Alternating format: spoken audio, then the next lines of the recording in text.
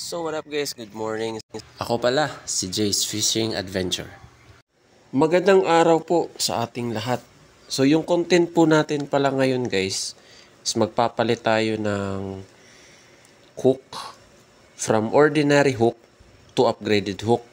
So yung ginamit ko dito guys is yung lure na to is 6.5 grams.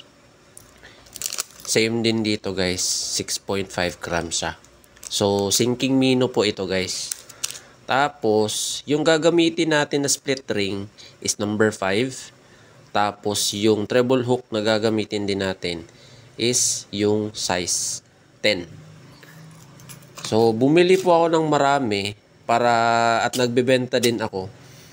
Para at least, if in case kung meron mang gustong magpa-upgrade or gustong bumili.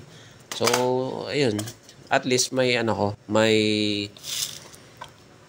stocks ako. So marami to split ring. Yan, size 5 to guys. Perfect yung nito pala guys, yung size nito is perfect for 5 grams to 8 grams. Yan. Kasi yung setup natin is light. Okay. So, content muna tayo ngayon guys. Ito yung natin. Ito yung gagamitin natin. Kasi may various lures. Depende din yan sa depende sa panahon.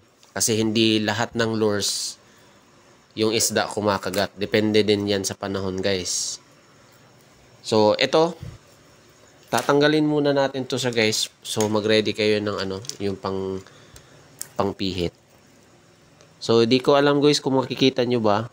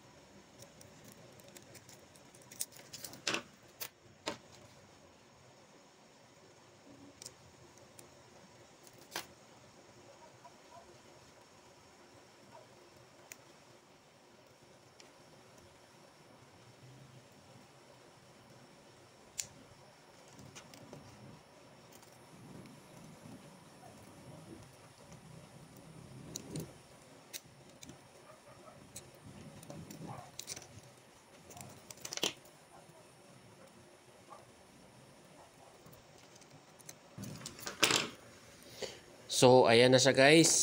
Dalagay na din natin siya finally. So, perfectly fit siya guys, no? Yun, perfect na siya guys. Upgraded na yung hook natin.